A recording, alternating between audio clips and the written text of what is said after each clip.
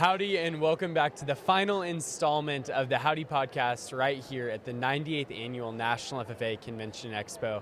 I'm super excited as your host to welcome our final guest, the Vice Chancellor and Dean of the College of Agriculture and Life Sciences at Texas A&M University, Dr. Jeff Savell. Dr. Savell, how are we feeling? Feel very good. How are you doing today? I'm doing good. It's been fun. It's been a good time here. You have been on your feet talking to students. Has it been awesome? Had a lot of great conversations? Oh, yes. It's always good to have a chance to visit with students, field questions, ask them about, their goals, aspirations, which I think is always a good opportunity for us to get to know them, but also see what they want to do and how we can be a part of that. Absolutely. So you have been in your role as dean for 3 years now? About 3.5. About 3.5. Okay, so Zoe Tanner and I were talking when we were graduating high school. You were not the dean of the College of Ag. We're coming on 4 years at A&M now, and recruitment looked a little different. You stepped into this role, and people often talk about your desire and vision to get the best and brightest students at Texas A&M. How does being here at the National FFA Convention, why does that fall into that tub, into that bucket of recruitment? Well, if you're going to recruit, you got to go figure out where the best and brightest would be. And Absolutely. This, obviously, you got the best of the best when you're at the National FFA Convention. So it's not only do we have the best out of the state of Texas, we got the best of all these states that are here.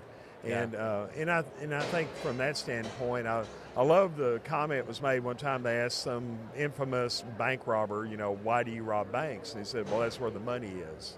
Yeah. And so I think, why do you go recruit here? That's where the talent is. Absolutely. And, my goal whenever I became dean, I wanted to up our game in recruitment.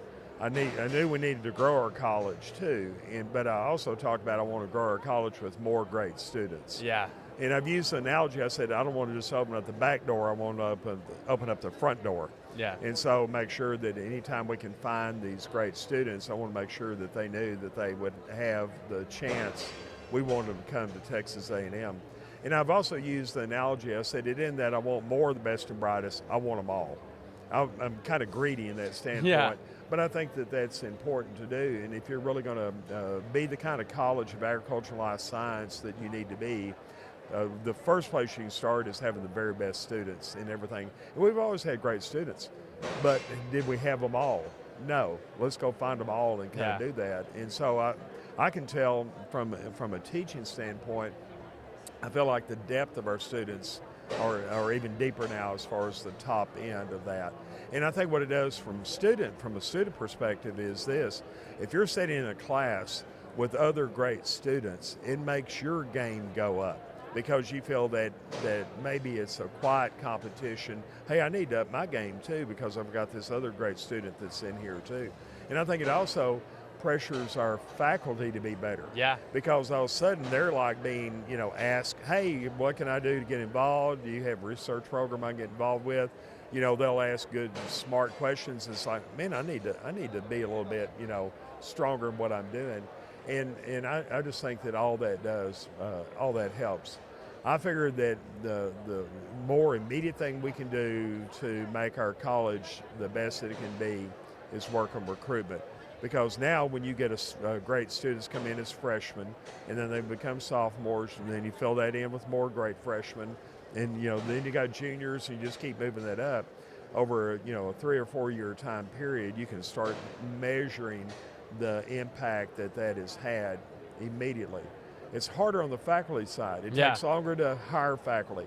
It takes longer to get them going. It's not to say we don't want to always recruit great faculty, but that's a one, you're hiring 20 new faculty a year.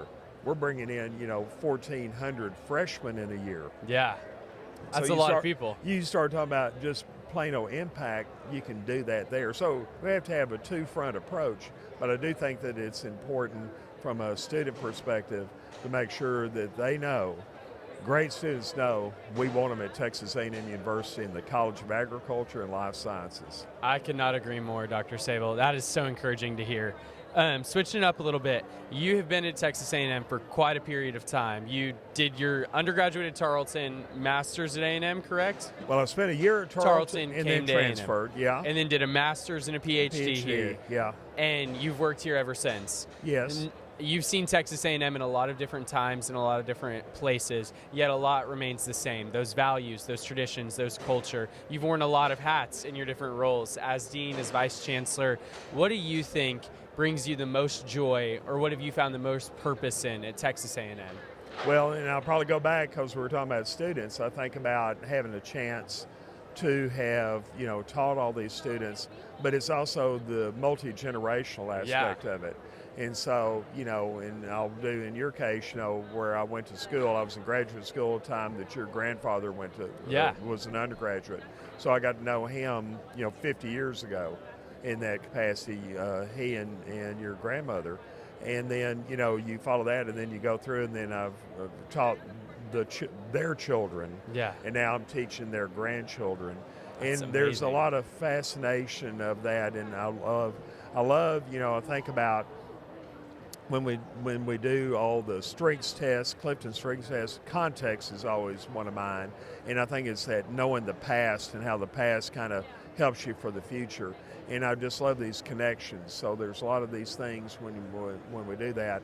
I enjoy getting to know the students and getting to know, my connections maybe to their past or where they're going to go in the future too. And so I just love that part of what we do. Yeah, and it is just so obvious that you care about students. All the students here talk all the time about how we feel that impact, that you're student focused. You say something all the time, Dr. Savell, that we don't need students, we want students, and we want people to be a part of our family and our culture. And I love that because I couldn't agree more. And I think it's evident in the fact that you're here, that you've spent all 2-3 days with us recruiting students, caring about students, wanting them to be a part of our family. So we're thankful for your leadership. We're thankful for the things that you do for us and the way that you lead us, and that you care about investing in the next generation of students here at the 98th Annual National FFA Convention. And that's a wrap on our time here. We hope to see you guys next year. Come visit us again. If you're interested in coming on a tour, joining us on campus, please reach out on our website. And please, please, please come experience Aggieland for yourself. Because like Dr. Savell said, we want you to be a part of our family. We want you to be a part of our community. So thanks, and gig 'em.